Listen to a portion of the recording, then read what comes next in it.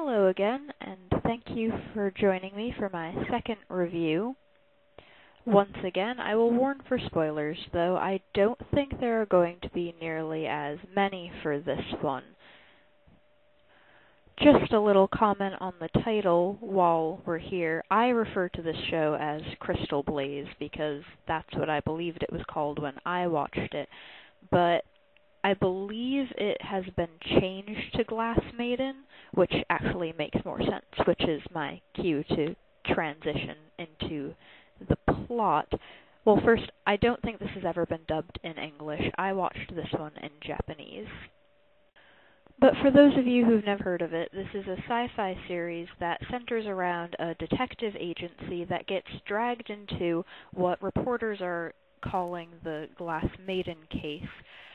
At the start of the series, 5 girls have been spotted turning into glass and then bursting into flames and disintegrating as it goes. Throughout the whole show, they're referred to as being glass, which is why Crystal Blaze doesn't really make as much sense. The cast of characters for this show is pretty constant.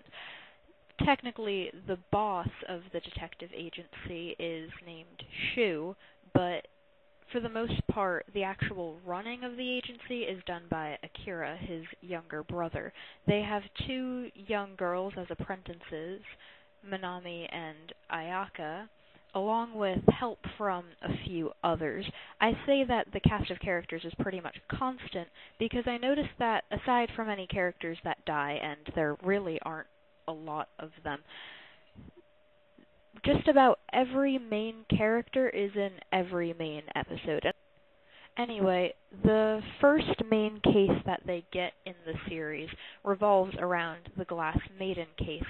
Shu is sent to retrieve one of these girls, and of course Manami and Ayaka tag along and get in the way and whatnot, as they tend to do throughout the rest of the series. And after a lot of gunfights and a nice display of this girl that they've sent to retrieve superhuman powers after her transformation, they successfully retrieve her and bring her back to their headquarters. The thing is, these girls have been bursting into flames.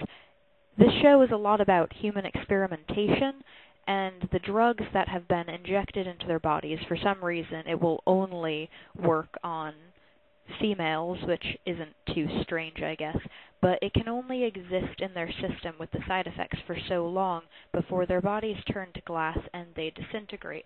Next door to the detective agency is a doctor's clinic, and the doctor, who is referred to as Sensei, helps them out with their work. The doctor manages to create a suppression drug so that the side effects won't affect her as much and so that she can survive. This girl that they've captured has no real memory. Of course, she has no idea who she is, and the people running the experiments refer to her as HW9, which is just her experiment name, and she says early on that she's not very fond of it. So Manami renames her Sarah, which is another good thing to go into, I guess. Half of the characters' names in this show are Japanese, and half of them are English. I never would have known this if I hadn't read the plot summary before I looked it up, but apparently this is set in the Middle East. Maybe they were just looking for a nice middle ground, I don't know. But it's set in a place called Ragstown.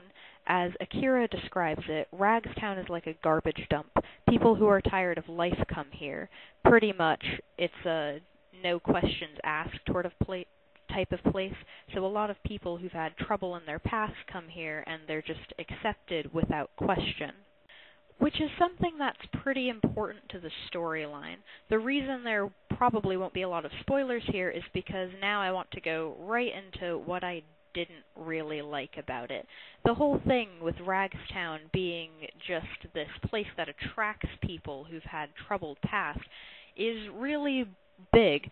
Shu mentions, or he refers to, both Ayaka and Manami's past multiple times, but you never find out what really happened to draw them there. Just about everybody references Shu's past and how he ended up in Ragstown, but again, you never find out what brought him here. It just bothers me, because if they're going to make such a big deal out of it, they should reveal what happened. But the biggest flaw that I felt it had was that the characters really weren't that likable. This can work. I mean, the characters can't be perfect, but I just didn't really like the characters at all.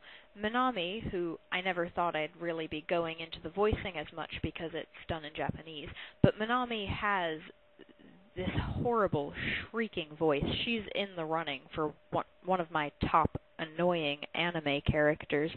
On the other hand, Ayaka is really dull, even when it's supposed to be this big emotional moment. She's kind of monotonous.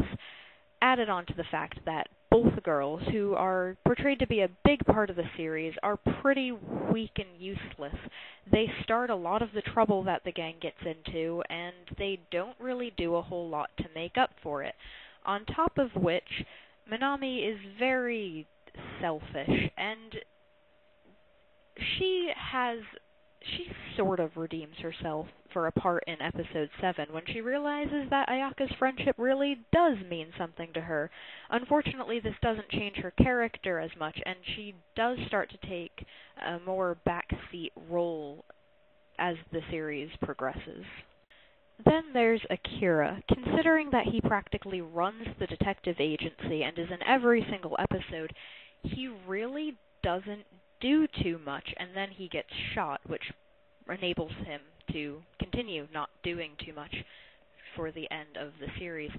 Last is Shu, who is at first portrayed as your traditional scumbag type.